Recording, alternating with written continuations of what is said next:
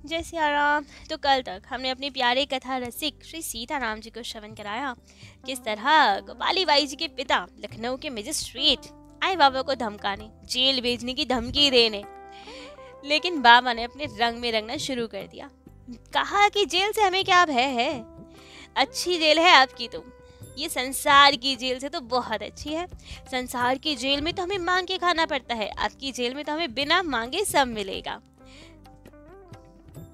लेकिन मेरे ऊपर क्रोध करना उचित नहीं है।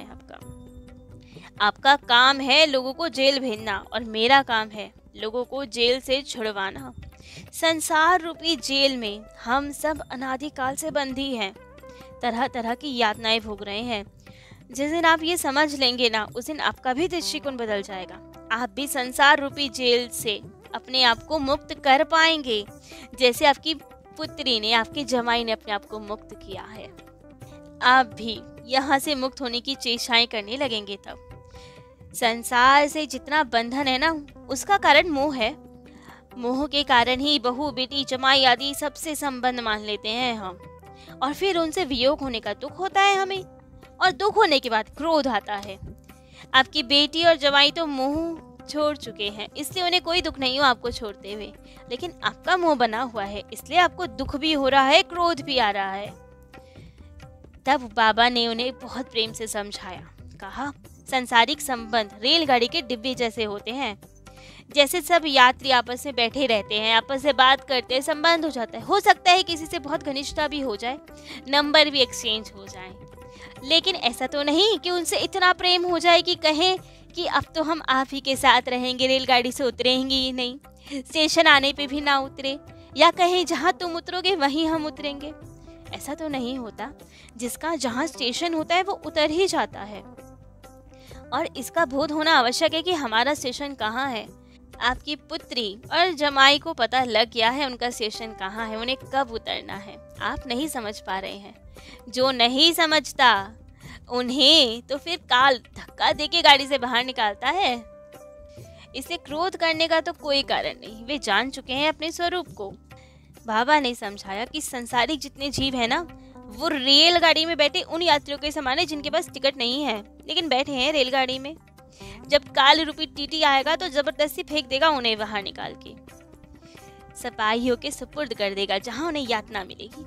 लेकिन प्रभु कृपा से जो संतों की बताई हुई टिकट लेके गाड़ी में बैठते हैं, टीटी के धक्कों से बच जाते हैं, उन्हें तो ठाकुर जी अपने गंतव्य पे पहुंचाते हैं, अपने पास रखते हैं।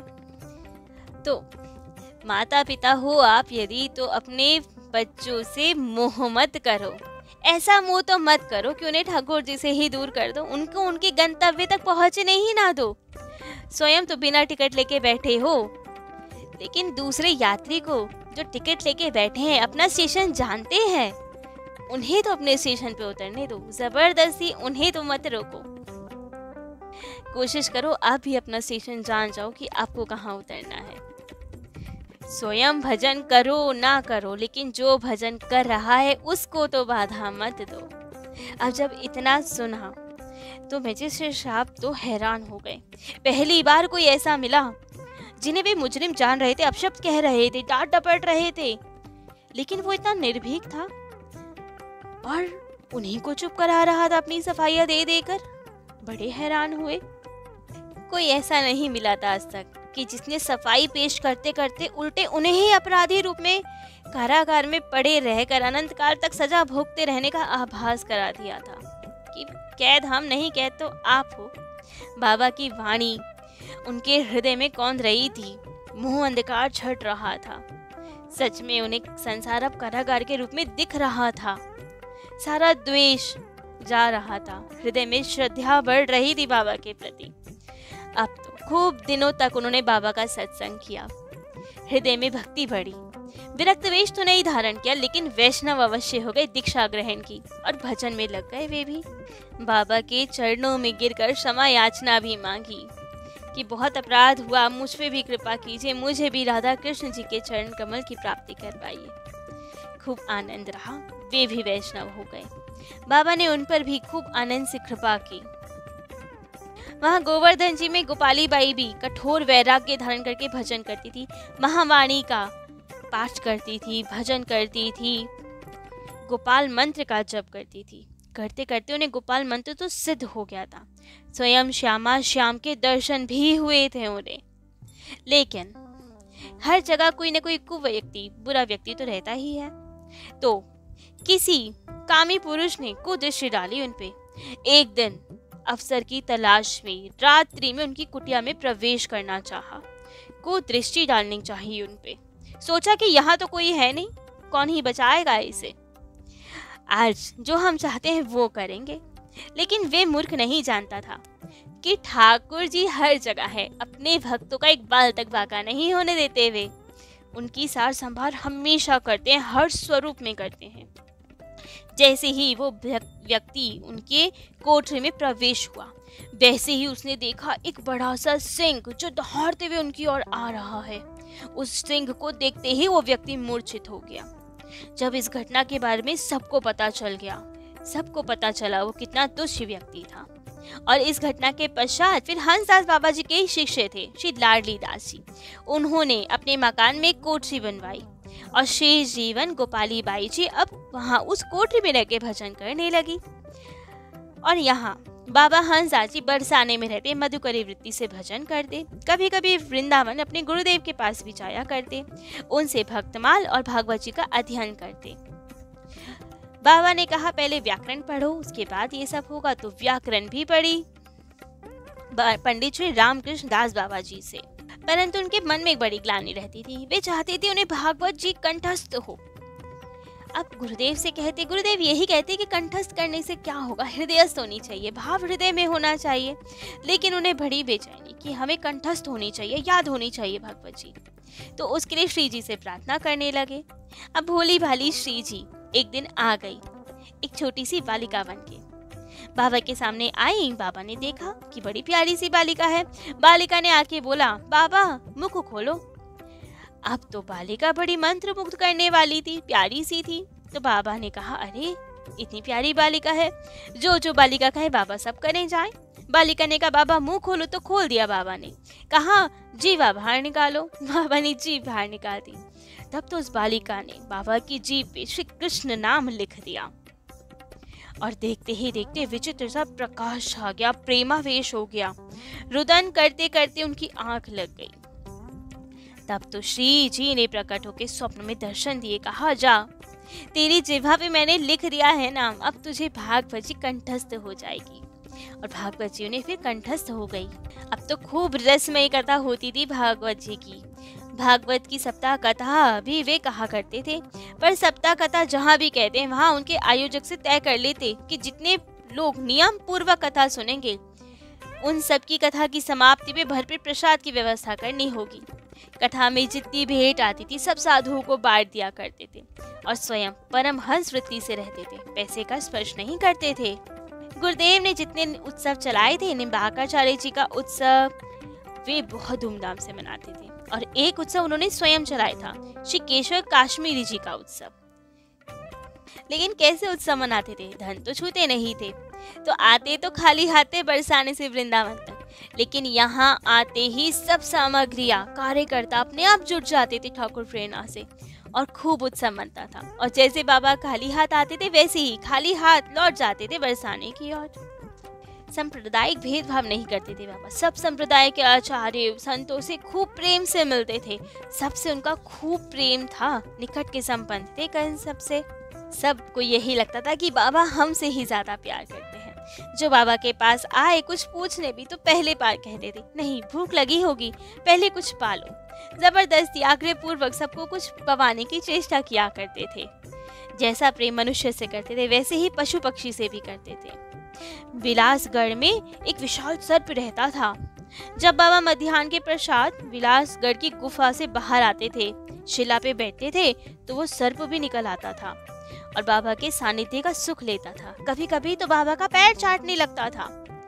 उनके एक युवा शिष्य थे बाबा के, श्री वंशीदास जी। उन्हें सर्प को देख के बहुत भय लगता था कि कहीं बाबा को हानि ना पहुंचा दे।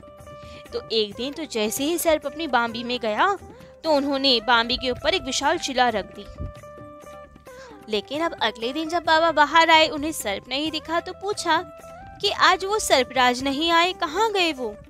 तब तो शिष्य ने बताया कि बाबा, मैंने उस पे शिला रख दी बांबी पे उनकी, जिससे वो बाहर ना आए, मुझे बहुत भय लगता है उससे। तब तो बाबा बहुत रुष्ट हुए। कहा, बंशी, ऐसा नहीं करना चाहिए था। नागराज के घर हम रहते हैं, वो हमारे घर नहीं रहता। पहले तो ये नागराज का घर था, हम ही तो यहाँ आके रहने लगे, तो अभी शिला हटाओ, ऐसे मत किया करो। बाबा जितने भजन में सिद्ध थे, उतनी उनकी मानसिक सेवा भी सिद्ध हो गई थी। कई बार देखा गया, जब वे अपनी गुफा में भजन करते थे, तो उस समय श्री जी को जो भोग लगता था, श्री जी का मंदिर वहां से दिखता था, जो भोग लगता था, जो पोशाक बनवाई जाती थी श्री जी के लिए, वो सब उन्हें वहीं बैठे दर्शन हो जाते थे। बता देते थे भक्तों को, आज तो श्री जी ने ये कलर की पोशाक पहनी है, ये भोग लग रहा है। भक्त जाके देखते तो वही पोशाक, वही रंग, वही भोग होता था। एक समय तो बाबा के मन में बहुत इच्छा आई कि श्री जी के लिए पोशाक बनवाए। पोशाक बनवाई, अगले दिन मंदिर लेके गए।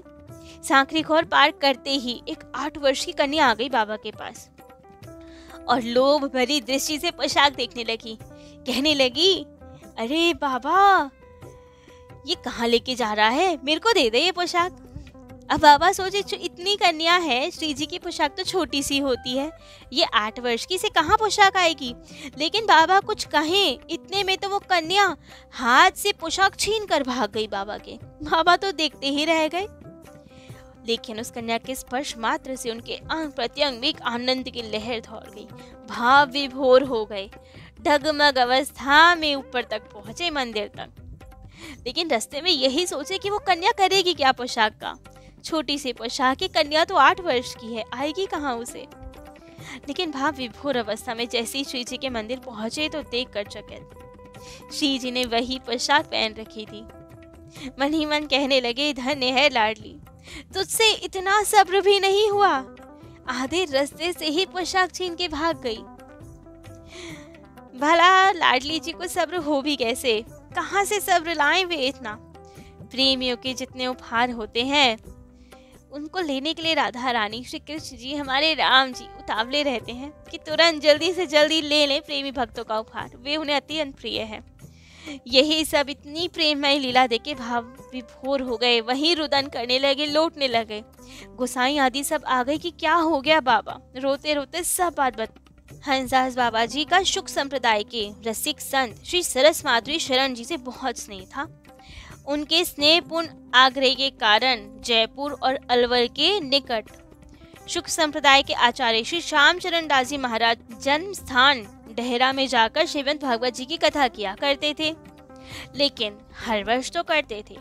जब सरस माधुरी जी श्री धाम को पधार गए, गोलोकवासी हो गए, उसके बाद एक बार जब हंसदास बाबा जी की आयु 78 वर्ष की थी, तब सरस माधुरी जी के पुत्र श्री रसिक माधुरी जी, जिनका घर का नाम था या पुराना नाम था श्री राधे श्याम शरण जी, वे आए और कहा कि बाबा, हमारे पिताजी जब तक थे तब तक तो आप हमेशा कथा कहते थे, लेकिन अब तो आपकी जिम्मेदारी बढ़ गई है, अब तो आपको और जल्दी वहाँ चलना पड़ेगा क्योंकि व्यवस्था आपको संभालनी है। अब आप भी तो हमारे पिता तुल्य हो, हम नहीं संभाल सकते, चलिए आप। सुखदेव जी का जन्मोत्सव है, कथा आपको करनी है, तो चलिए जयपुर, मैं लेने आया हूँ आपको। उस वक्त बाबा को थोड़ा बुखार था, लेकिन फिर भी जब इतना आग्रह देखा तो चल दिए उनके साथ। अछनेरा में जब तक पहुंचे तब तक बाबा को बहुत तेज बुखार हो गया, बेहोश हो गए। अब राधे श्याम जी को चिंता होने लगी, मन ही मन विचार करने लगे, बाबा की अवस्था इतनी है, बुखार है, बेहोश हो गए, कहीं इनका शरीर ब्रज के बाहर छूट गया तो क्या होगा। वैसे सिद्ध बाबा है, ब्रज तो इनके लिए वहीं प्रकट हो जाएगा, लेकिन मैं अपने मन को कैसे सांत्वना दूंगा, कैसे सबको समझाऊंगा। बहुत दुखी हुए कि बाबा का शरीर ब्रज के बाहर ना छूट जाए। उस समय बेहोशी की अवस्था में ही एकाएक बाबा बोल पड़े, राधे, तू सोच रहे हो कि बाबा का शरीर छूट जाएगा तो क्या कहूँगा, क्या मुंह दिखाएगा सबको।